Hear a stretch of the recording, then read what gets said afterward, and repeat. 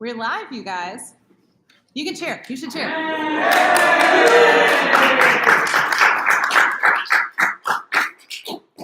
Cool. So our intrepid Patrick Stafford person is going outside to test to make sure the live stream is actually working, because I had no way of telling.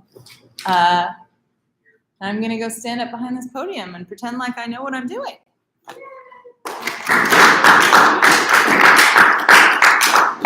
you for your applause. This has been an applause-heavy output, which I loved. I'm waiting for my report from our scouts. Where did my phone is working? You can see it.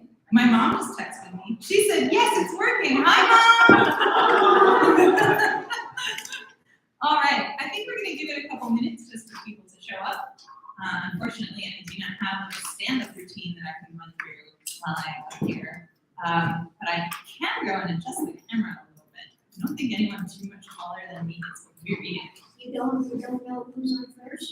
No, we do not know who is on first, nor what is on second. I certainly don't know who is on third. Okay, that's much better. Did anyone send the link out to friends, family, mortal enemies? Yeah, I hope we have some mortal enemies on the stream. That would be fun. Unless you glue them to the chair, they won't stay. True, or maybe they're spite watching. And they'll be so crushed to learn that we're all so much cooler than that. While we're waiting, I'm going to point out that this podium says University of Pittsburgh Greensburg. Our hosts for the workshop for the last some insane number of years. Not all 20, but many of them. 18. 18, Tammy is confirming. All right, I got the thumbs up from Patrick. I got the text from my mom. It is now 6:32. I feel like yes, we have a question from the audience. So what was the first 2 years? What college did you also? Oh, that is a good question that I do not know because I was extremely small and not involved with the workshop at that point in time. Do you know where it was, Tammy?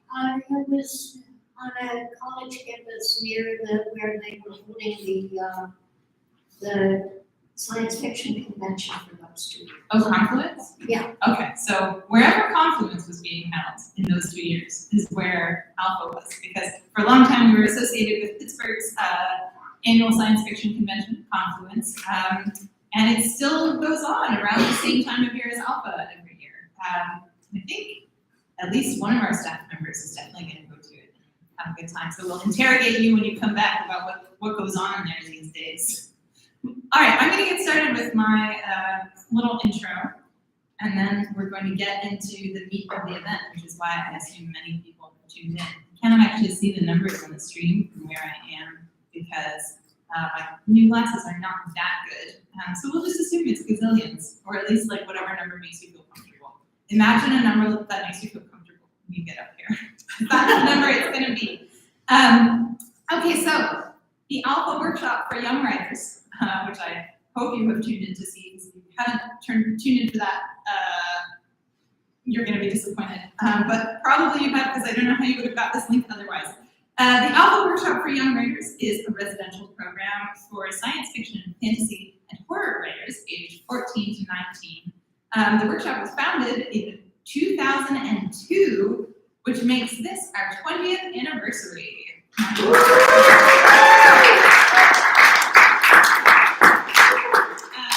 it is the first time we have held the workshop in person since 2019 due to the pandemic. So we're so glad to be back on campus. Thank you, UPG.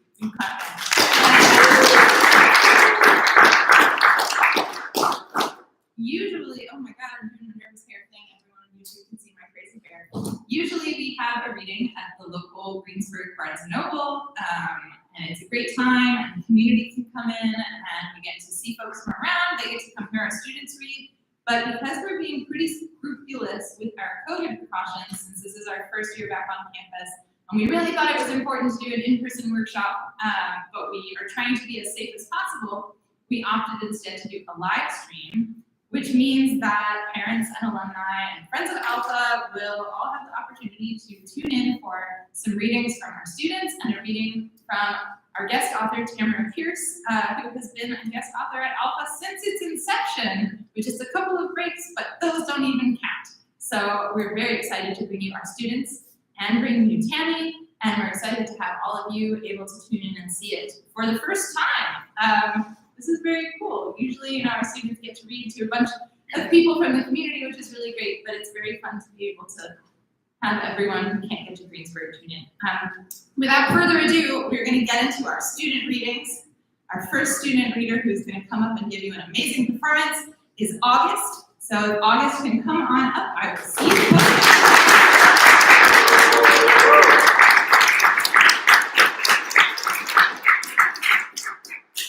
Talked up. Please don't be surprised with how great I am. My story is called I Had Writer's Block One Time and This Happened, or just Writer's Block. Dust swirled up at the horse's hooves. Horace led the tall black stallion out into the jousting field's heart. Metal clinked as he continued to clench and unclench his fist. This fight was everything to him. This would reclaim his honor, no doubt. Horace looked from side to side. Where am I?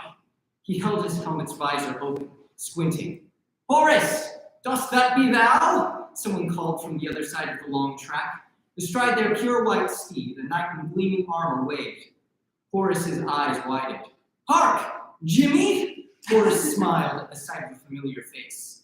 Yeah, glad we aren't dying alone. Right, brother? Jimmy slammed his spiked bat into his zombie's side. The creature rolled away, hissing. What's going on here? Horace asked. A wave of bangs and thumps crashed against the building's wall. The horde was upon them both. This can't be good. You know what, Horace? You're exactly right, Jimmy shouted over the hail of gunfire. The Mafia had found them, just as they feared. We're stuck in some crappy story where the author can't decide how they're gonna start. They're just doing cliche opener after cliche opener, trying for a lucky break. Horace leaned out from behind the dumpster and took a few pot shots, driving a couple of mobsters away. The alleyway smelled of cigarettes and gunpowder. Horace checked the number of bullets he had left so he could start counting them down dramatically. He growled. That's a stupid idea. Like, actually, a really stupid idea.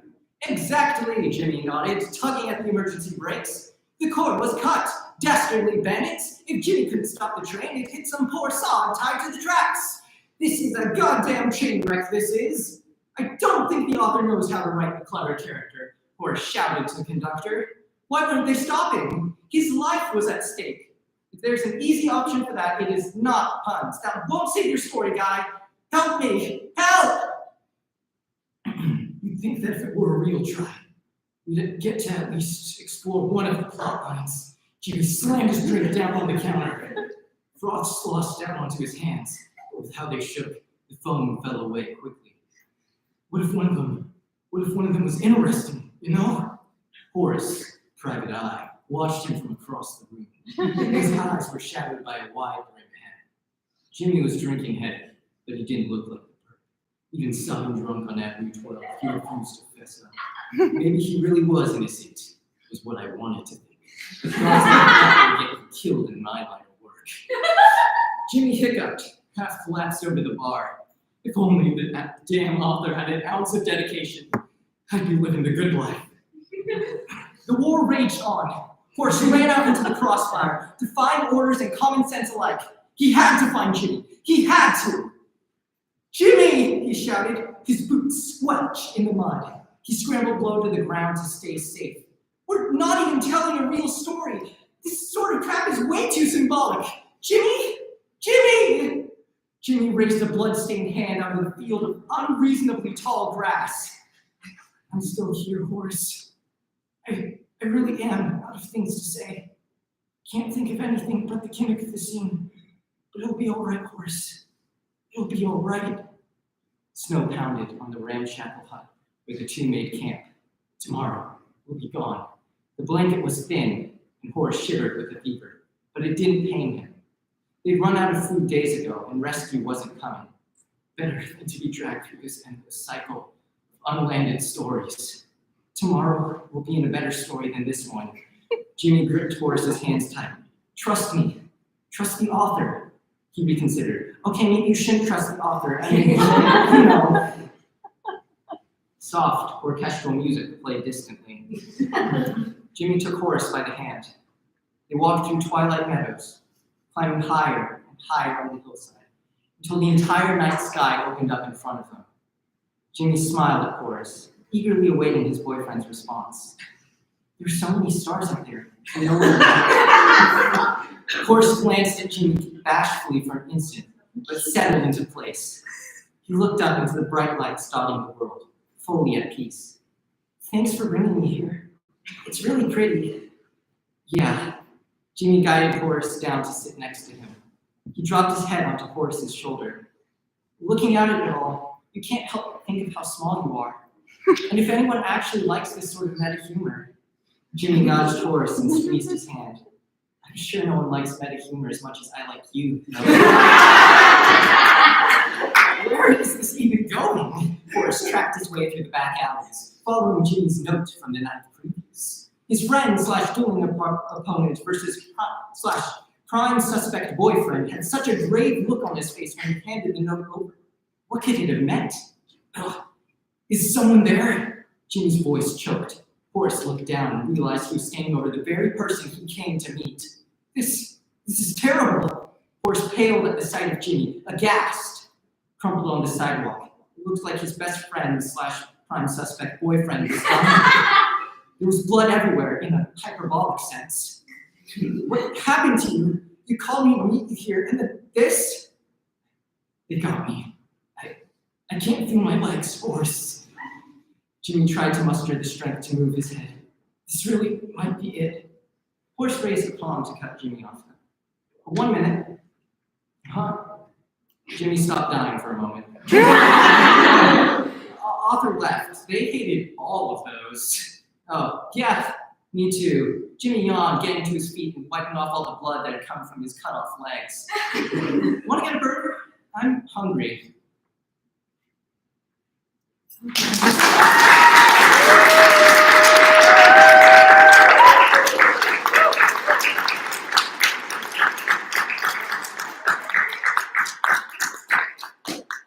you so much, August. That was amazing and a wonderful way to kick off this reading.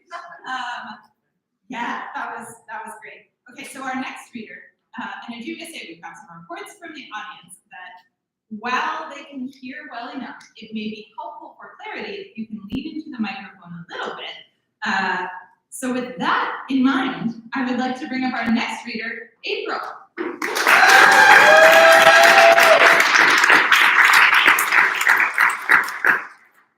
Today I'm reading a poem called A Definitive Guide on This, How to Love or Lose a Child.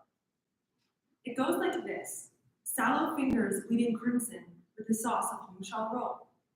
Porcelain sticky with braised pork, licked clean with ancient lips. It goes like this: forehead and fingers oiling windows, eyes that track 5-year-old footsteps, prayers failing to translate into language softened at the vowels. It goes like this: white hot bulbs flickering yellow on nights run dusty and dry.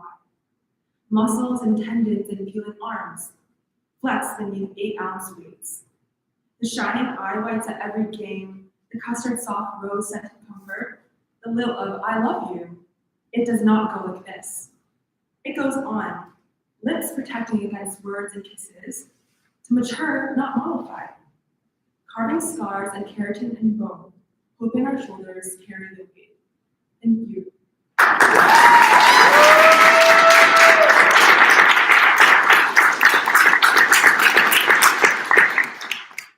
Thank you so much, April. Our next student reader is going to be Oliver.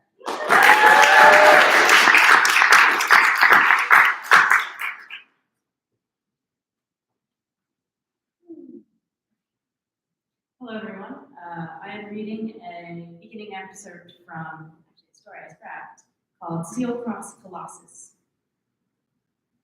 The sun is rising late today. A twisting, coal-black shadow crowds the horizon. Layton sees it clearly through his spyglass, and with it, thin spines of light push their way through, dim red, piercing the straining dawn. The storm's place on the horizon is only a few degrees long, though, but that's true. Means it's coming in fast. Damn. Oi! She leans over the edge of the ramshackle watchtower and looks over at the camp for the photographer. Where is he at a time like this? She sighs and scrambles down, swinging easily from the hollow stone pipes, each echoing softly with the impact. She lands in loose sand still cold from the night, illuminated in the ephemeral incendiary red, and glares about. Few tents are lit. Even the copper lizards, full on their breakfast with fossilized bone, lounge gaily in the sand. Saddle straps loosened overnight so they could squirm and twitch while they went. She considers calling out again, then shakes her head, runs her hands through her hair, and resorts to skulking about, peering through the mesh of waxed canvas tents, though she attempts the decency of not peering even at the inhabitants themselves. That's where he is.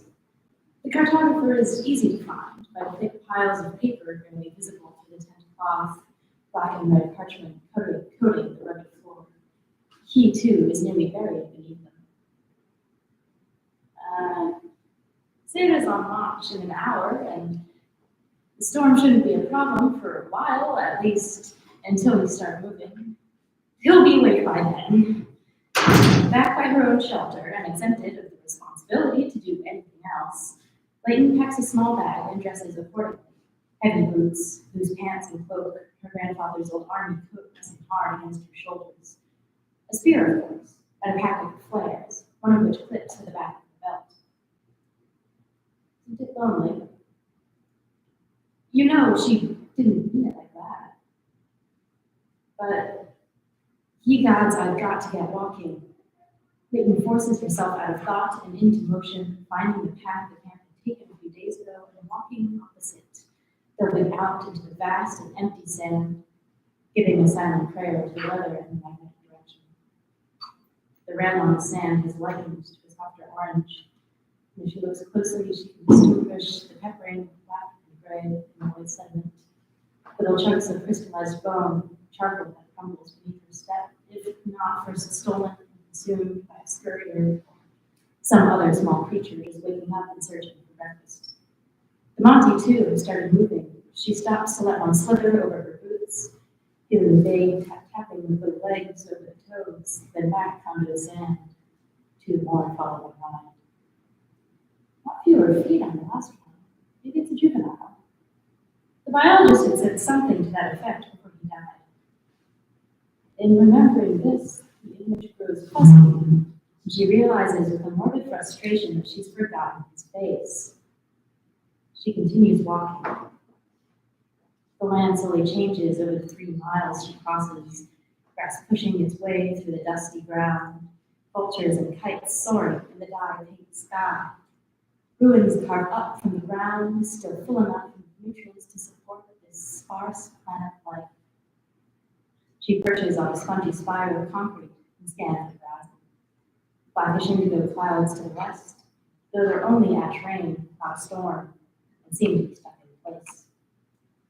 Then, to the north, a beast shuffles along the ferrous, reedy dust. She freezes in place, slows her breathing, though it is far and could not see her. It's taller than most, even hunched over, even shambling, its gangly arms dragging down into the ground, leaving clouds of dust trailing behind. Its exposed oiled joints glitter in the sunlight, the sparkle of flowing liquid apparent from the stump of its headless neck. She pulls her spyglass up and watches a figure in focused motion, the corpse-like shambler, a flock of birds alight from its shoulder. A shiver runs through her own shoulders. She replaces the spyglass. Can we even deal with that much water runoff? Should we even hunt this one? Well, we could always try. We do need the money. She notes the position of the sun, hops down, and lights a flare, a plume of shining white smoke that penetrates the sky and marks her position. Now to wait for the camp to follow.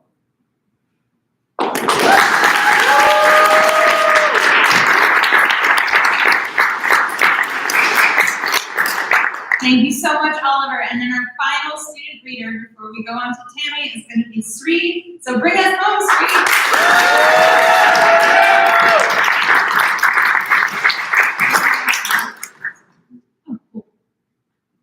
I'll be reading 2 poems, The Words Worth Reading, and I Am Not an Artist. Mine won't ever be the words worth reading, a line slashed through time, drawn in ink. Injustice wrote on a throne of gold that could not back a woman's pen, and yet we must read them. Classics, say our elders, closer to death, closer to the words worth reading. The dead commanded words, and to pass the black line, life must fight. To push back time, widen the gap, stop the creeping. I come from the center, the gap, where the center could have been, where words are hidden. Color, non-existent. A line slashed through time, the center is ripped, widens, I am hidden. They ask for the voices of the community. Celebrate diversity. Diversity. Voices who have a story to tell. Do I have a story to tell? Have I lived the life people want to say I have? I cannot come from before, my words not yellowed with time. The dead voices do not speak for me. And I cannot come from past the rift, for then I cannot speak for myself. If I speak for those who look like me through blurred eyes, then the words will be worth reading. But if I open up the story within, irrelevant apparently, of a reader of color, waiting for a struggle worthy of writing, then mine won't ever be the words worth reading.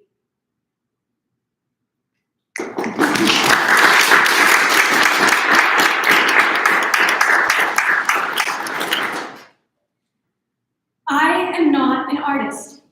I am tired of images, tired of colors, and tired of words, tired of the amorphous realizations first shaped by my shuddering breath that crumble as salt, suspended in water, pulled down by their own weight, trying to climb back into my eyes to hide where it's safe behind windows into nothing. I am tired of empathy. I have no heart, and I am looking for someone who I can say took it from me, whose fault I am, whose vice is real, while mine is only as true as my pain, as the fantasies I build from ideas, not words, as I am not an artist.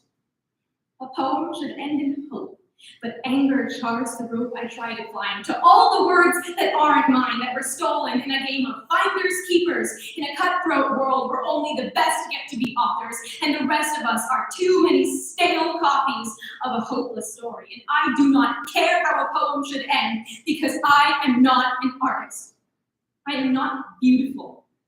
I do not chase flowers in a pretty dress and sing melodies about love, because I only call them flowers. The dress is simply pretty, and there is no room in my emptiness for what love looks like, sounds like, feels like. Life has not yet taken my face in gentle hands and smeared the earth upon it with marsh banks, porous like sponges, before dusting me with the willow branches and the soft crests of birds, and leaving me with the appearance of hot blood like courage in my cheeks. Life has not yet traced my eyes in the ashes of trees that must burn before their lessons burst open, or lengthened my lashes with drops of night squeezed from the voids between stars, only for me to blink them onto my glasses and blind myself with my own new beauty. I need this care. Apparently, I am vile without it. I am vile without scars I can cover with words. I am tired of my reflections.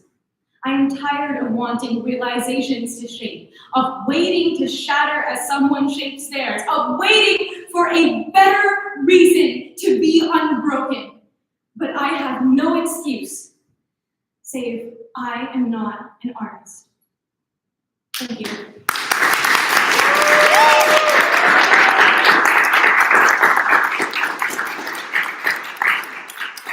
Thank you so much, Sri. Let's have one last round of applause for all of us.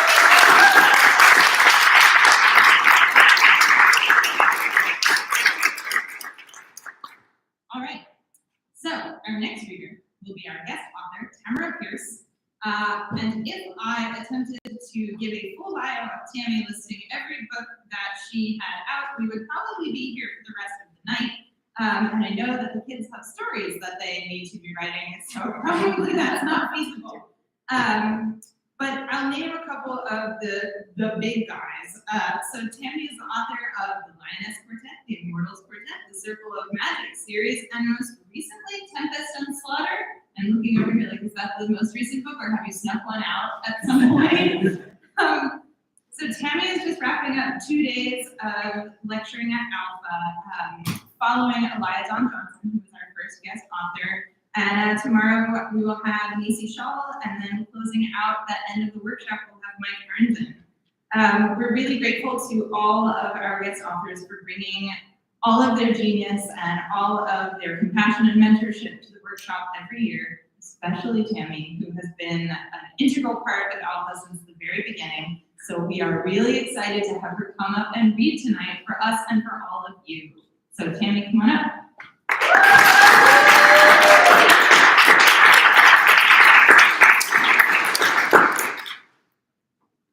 Okay.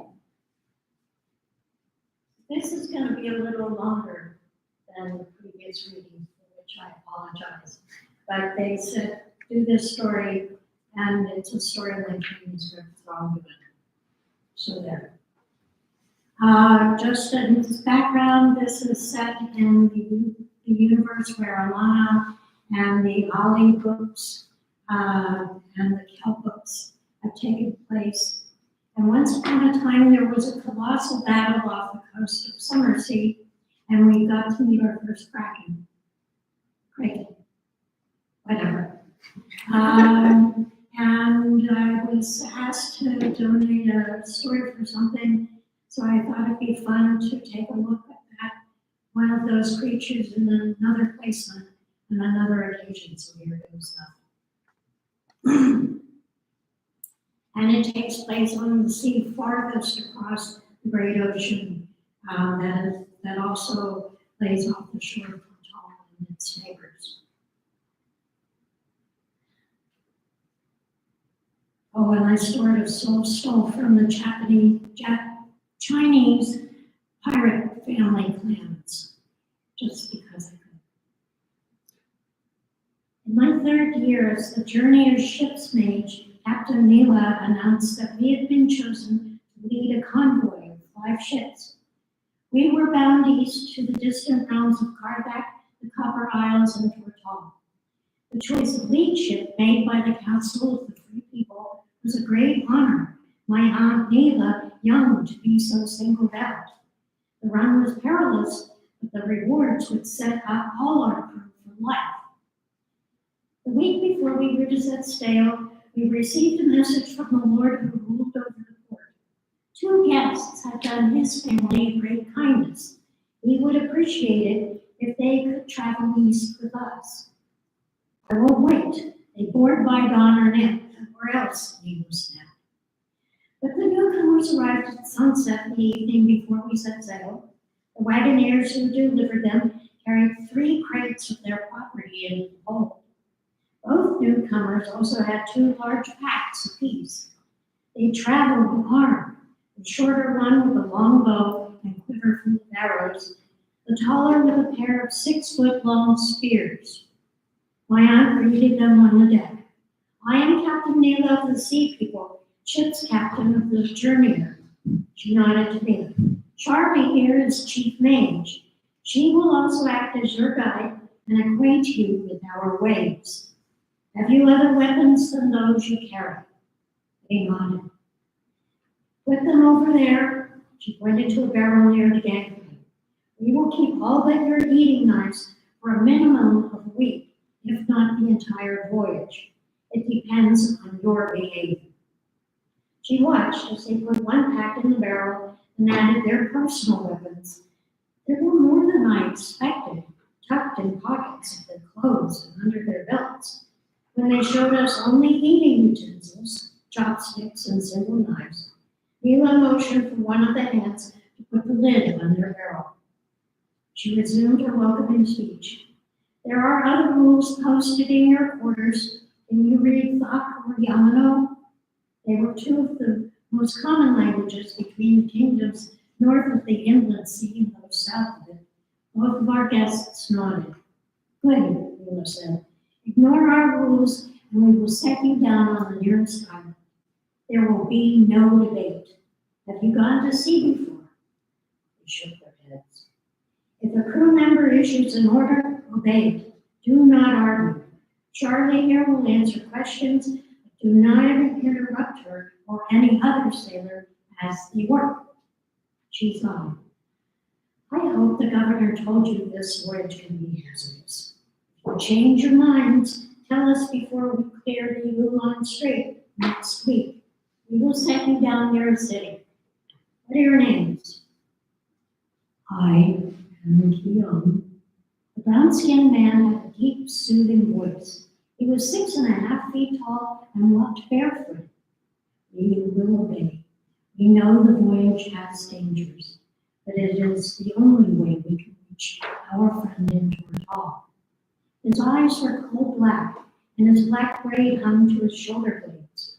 He and his friend wore shirts and breeches of undyed cloth that showed marks of work and mending. I'm Fadal. Fadal, not really, his companion said. I have traveled as a boy, but I was told your folk have no objections to working with them. She smiled at Leon and me. We are glad to be here. Only as tall as the big man's shoulder, she was wiry with short cropped black hair. It framed a gold brown face and sparkling gray eyes. Glancing at her hands and Keo's, I could tell that both were used to hard work. Do as you are told and don't bother the crew, and we will deal well together, Nemo replied. Leave your weapons on deck for us to examine. If all is well with them and with you, we shall return them in a couple of days.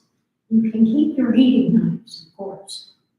She watched as they placed the packs with their arms together at the barrel. Charlie, take them down, she ordered. As I led the guests below, I explained ship life is strict. From their wobbling steps, I knew they were unused to even to calm harbor waves. If you follow our rules, you'll be fine. The hands are friendly enough off duty. I opened the door to their quarters and followed them inside. Does either of you feel ill? I do not get sick, Keon replied. I have bruises and cuts sometimes.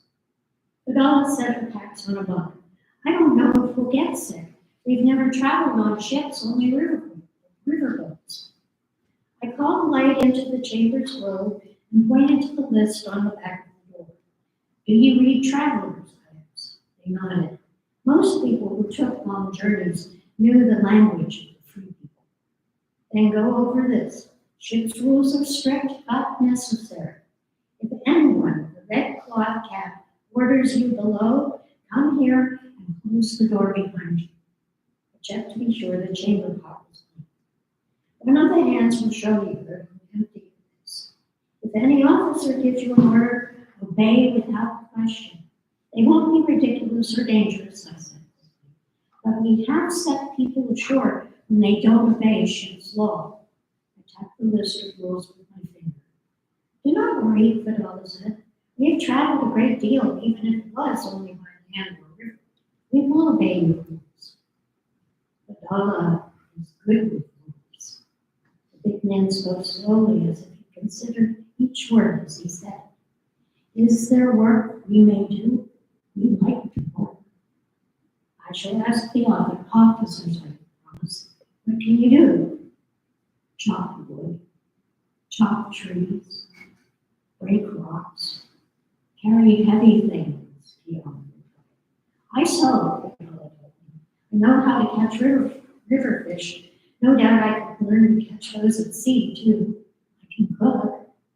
They were so different from many landfolk who traveled with us. I hope they lived up to my first impression. Difficult passengers would turn the voyage into a play. I watched as Keon tried his bunk, only to find that his feet hung over the side. He scooped the bedding up and placed it on the floor. If it storms, that might get wet, I cautioned him. I will move before I am wetted, the big man assured. Are you a weather mage, I asked? The captain is looking for one. Keon has weather sense, but not as a mage, you know. It's hard to explain. I will tell if I smell the storm, Keon said. He gave me a smile that warmed me from toes to top. Overhead, the ship's bell rang out. Stay below now, I told them. We rise early to catch the tide, so the crew will sleep tonight. You'll hear a whistle when we weigh anchor. If you come topside, I'll show you where you can watch our departure, and then where you can take your meals. They nodded their agreement. I wished them a good night and left them to settle into their new home. Our first night out, I discovered our guests occupying an out-of-the-way spot by the prow. They were talking softly to a magical globe. I interrupted. If you are speaking to pirates, you are going overboard as soon as I yell. The dollar shook her head. Of course not, she. What a foul payment that would be. We are in touch with our host in Tortal, one of their mages. He's been trying to get us there for years. Now that we're finally on our way, he wants to know our progress. I blinked, stunned. How did you come to know a mage on that side of the ocean? She shook her head. It's a long story. I'll explain later. You may explain now. Captain Neela had come up behind us in the growing dark. You go no further if your tale is unsatisfactory. Pion tucked the globe in his shirt and stood. I was born in a tree. With the light still I cast over us, I could also see that he told the truth. Numer and Tortal once made a spell, a great spell, that turned a bad man into a tree. On this side of the world, I turned into a man. He sighed. Fadala rescued me when I wanted to die, and Numer talks in my dreams, helping me to learn. He has asked us to join him where he lives for years. He says he can find better work than odd jobs for people with little money. He smiled at Fadala. We would welcome any new life if we could have a house and garden and never come for winter work again. The captain looked at me and I at her. I thought we were both just flumps until I realized she wanted me to do my part as mage. Using the vision glass I wore as a necklace, I cast a speaking spell over Kion and Fadala and Kion again. It's true, Captain, every word. Can other mages hear your conversations, my aunt wanted to know, such as pirates? Fadala shook her head. We would never endanger you, I swear by my gods.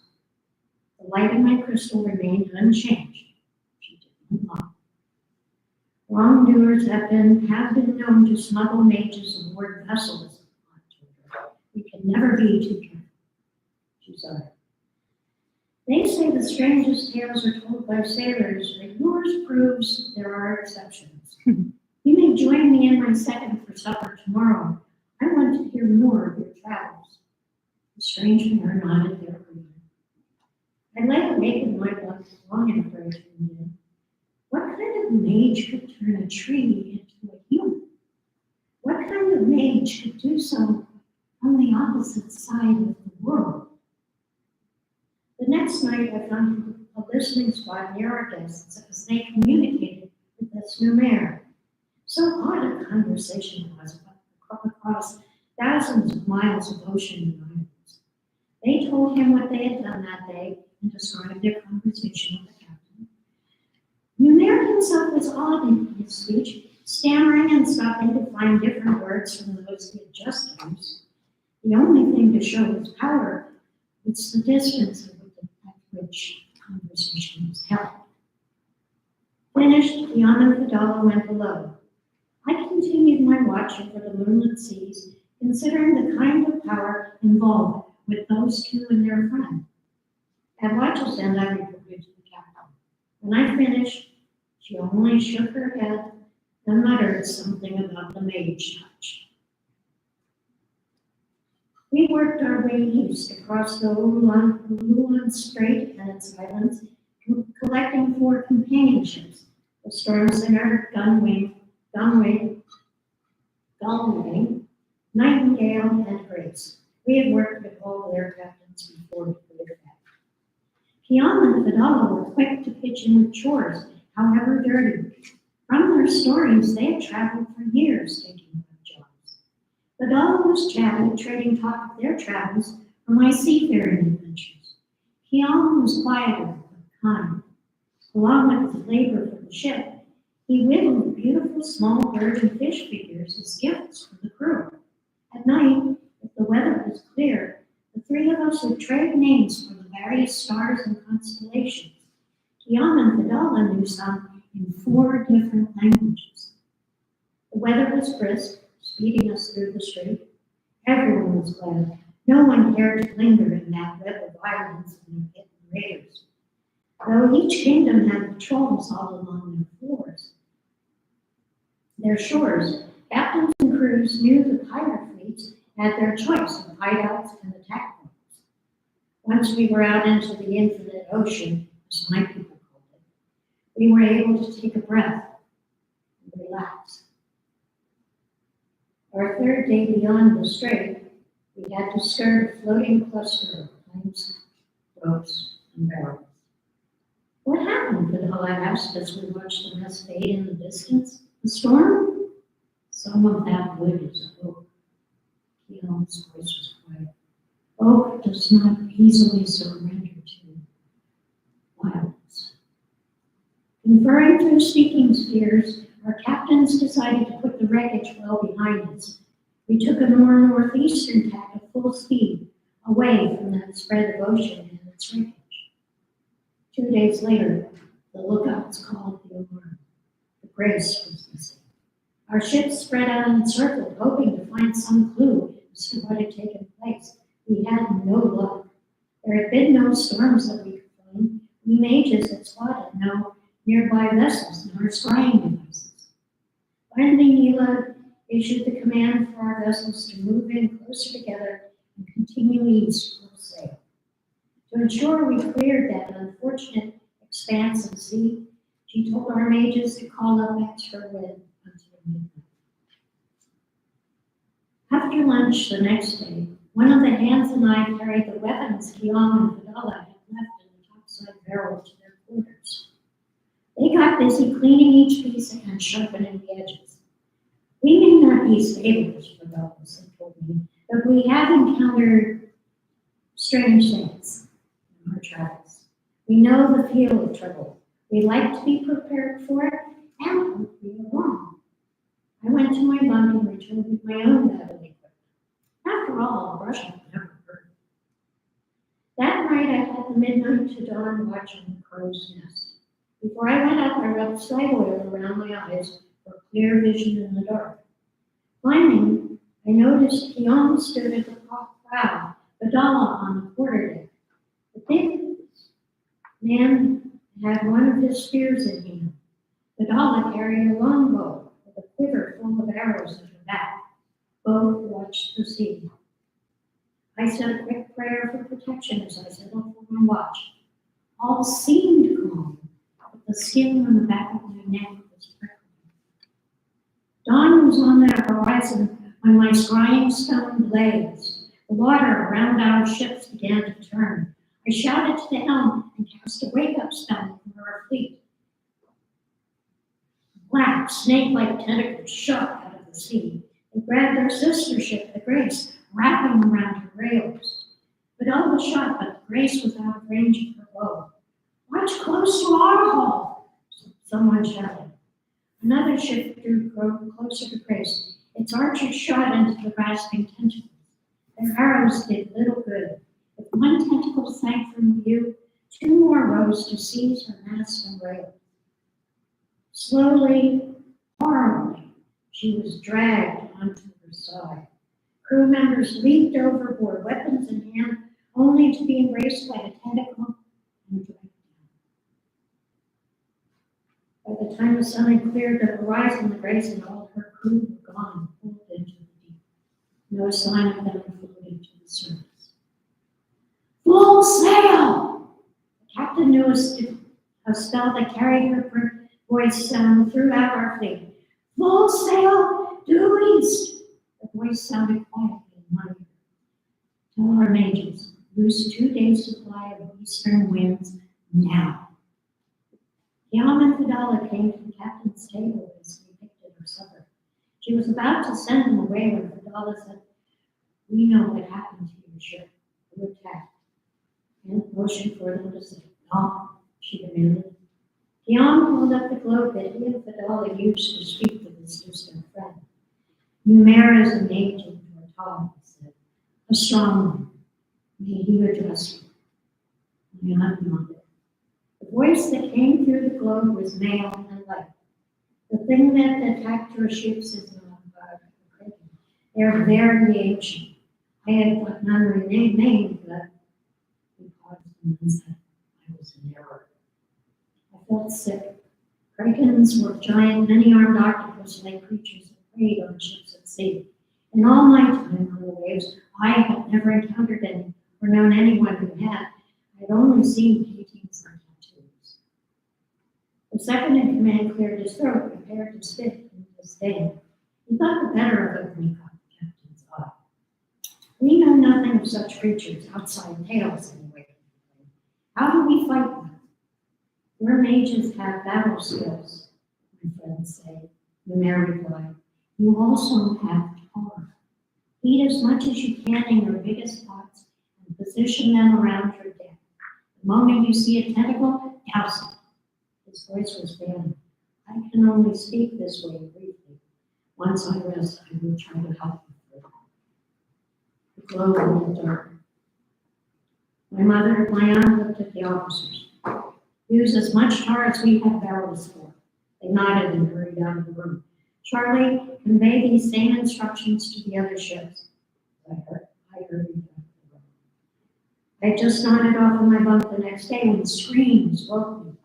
Clad only in a shirt and loincloth, I raced topside with my kit. Emerging into sunlight, I saw a tentacle wrap around one of our sailors. I shrieked the fire spell, wrapping it around that glistening flesh. The tentacle yanked back, leaving only its hand clinging to the seaman's arm. The rest vanished into the sea. The man gasped his thanks. I pried off the remains. I soaked them in a poisoning skillet before I threw them back into the waves, praying the monster would be stupid enough to gulp it down. Two new tentacles flung themselves over the rail. They dragged at the ship, making her groan. Calling fire into the tar barrel, I tossed it onto the nearest tentacle. Beside me, Fidala shot a flaming arrow into the stretch of muscle-long tentacle, gripped in the nearest mass. The air filled with cries from our folk. My heart sank. The other vessels were shifting position, their sails catching the wind they needed to move the others away from us. Kiana's voice boomed even louder over the shouts and screams that filled the air. "Numer, help us!" A tentacle wrapped around Fidala. She slashed at it with an arrowhead as it lifted her above the deck. It awed me that she didn't even scream. The sea near the prow boiled. Tentacles rose high in the air as the thing that wielded them reached the surface. The Kraken's body was easily the width of our ship and 2/3 of its length. Its scarred, lumpy skin was a silvery black. The mouth that opened before us could easily swallow a ship's boat. Hideously, it was already eating 2 sailors. When it finished, it said, "I am delighted when you 2 letters offer me a meal." The thing spoke in my mind, its voice pounding my head. I screamed and threw my best fire spell at it. A tentacle slammed into my side and sent me skidding along the deck. Fireworks exploded in my head. I struggled to rise, fumbling for a spell that would destroy that awful flesh. A voice, a man's, boomed in the air. "Humans, get the deck!" We were seafaring folk. When someone shouted that order, we dropped. Rolling onto my back, I saw an immense gray cloud overhead. Thunder boomed, drowning out the crew's screams. Spears of lightning shot from it to lash into the waves. More bolts of lightning drove into the Kraken's body. As I stared, those tentacles gripped by lightning rose from the wall. They flailed, trying to shake whatever power was dragging them up into the air. Slowly, the ship leaned to the far side. I glanced at my shipmates. They had grabbed the ropes and were praying. A new roll of thunder. That monstrous body rose from the wave, the kraken struggling wildly as a cloud flooded the lightning. I heard a shrill human scream. It had seized Fadala. She stabbed it over and over, shrieking in rage and fear. Her archers aimed but dared not shoot, for fear of striking her. Kiana leaped to the rail and onto the kraken, jamming his spear into the thing's side to keep from being dumped into the sea. With his free hand, he jammed a short sword, taken from Crewman, I realized, into its flesh and cut upward. I ran for Keel's abandoned place on her ship. His globe lay there, blazing with colors of fire. As I reached for it, the glass shattered. Scarlet and purple smoke tumbled from its remains and rose into the open air. There it took a vague, smoky form shaped like a human. It shifted to stop before some of the kraken's many eyes. You again. The monster's voice dripped with hate, interfering once more. I see. The mage spread his arms and spoke. I do not know what he said. I do know one of my nostrils bled off and on for a week. The great creature shivered, kicking up waves. Its eyes blazed. It roared so loud many of the crew screamed and covered their ears, falling to their knees. The smoke mage dropped down to wrap around Fadala and Kiana, lifting them away from the monster. As they watched, the kraken exploded, spattering the waves on the ship with wet, stinking pieces. Slowly, the smoke mage placed Fadala and Kiana back on the ship's deck and vanished. Our passengers were alive, bruised, but breathing. I cast around through the world around us, seeking Numerina's power, but found no sign. I cared for Kiana and Fadala myself in the following days, my shipmates being skittish. We spoke little, all three of us being worn to the bone. All of our shipmates were quiet for a while, overwhelmed by what they had witnessed. Our fellow ships closed in after a couple of days, swarming up around us. A couple of officers came over to meet the captain and discuss what had taken place, but their oarsmen chose to remain in their boats rather than come visit. They'll get over it. Our third in command boatswain told me when I tried to call the oarsmen out. Once we get to markets and trading, they'll see we weren't touched by some weird magic. Weeks later, we reached Port Kane in the Round. While our crew carried cargo to the dock, my aunt and I said our farewells to Kiana and Fadala. You'll be a bit wobbly on your legs after so long at sea. Mind your footing until you get your landings. Be careful of who you let touch your packs, Leela warned. Be certain this mage friend of yours vouches for you. Have you let him know you were here? Fadala pointed. A long, lanky fellow leaned against a nearby warehouse, reading from a small book. His hair was a tumble of black curls. His expensive shirt and breeches spotted with pink blots or scorches. No mayor!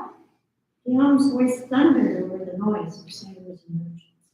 The stranger looked up, saw that Guillaume and Fadala were waving, and beamed. I heard Nayla murmur, "A woman could fall in love with smiling like that." She sighed and shook her head, then made the sign of blessing over our two passengers. From now on, this sign will tell our kindred that you are friends of the secret. They will take you wherever you wish, she explained. It is what we are due for helping us save our ships. She even embraced both of our travelers before she went below. I watched as our two guests walked down the gangplank and on the solid ground. The mayor came forward to embrace them both. Then he looked up and waved to me. That familiar voice spoke in my ear. Thank you for bringing my friends to me. Thank you for ridding the cities of that monster, I said quietly, and saluted. Then I climbed up to the crow's nest. From there I watched as the mage and my friends loaded their belongings into a cart and set off into this new city and the new life.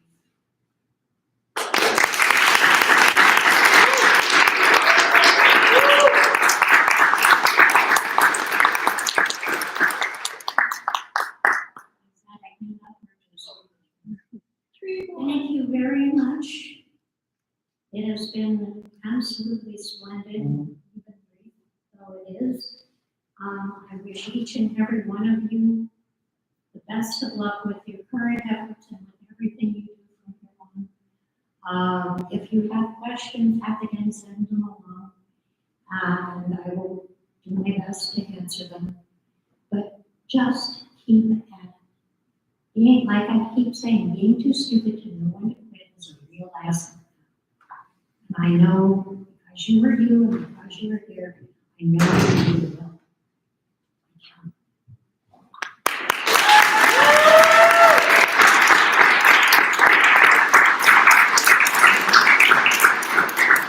Thank you so much, Tammy. That was amazing. All right, gosh, how do I even follow that up? I don't think I can. I think maybe all I can do is have some closing remarks and bid farewell to everyone. So I want to mention that usually when we do this at Barnes Noble, we have a Barnes Noble book fair code that we ask people to use when checking out if they buy books. Obviously, we are not at Barnes Noble. But since we are doing this live stream this year, we've set up an affiliate account on bookshop.org where we have a couple of different lists. We have a list of books by our alumni, our staff, and our guest authors. We have a list of books that have been recommended by students and staff and guest authors in their lectures. And we also have a couple of lists of books by guest authors from 2022 and from the last 20 years of Alpha. So if you're feeling like buying a book, if you want to do that through the bookshop.org Alpha Workshop affiliate account, we would really appreciate that. If you are having trouble finding it on the bookshop website, we will tweet the link from our Twitter account, which is @Alpha Workshop. And thank you for tuning in. I was keeping an eye on the numbers and they looked pretty good, so that's very exciting. And we loved having you all tune in. And I guess see you next year at Barnes Noble, maybe.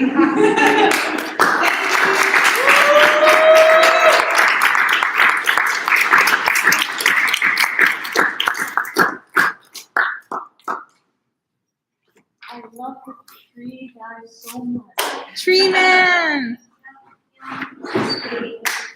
And you'll see the others on video. Now, I just wonder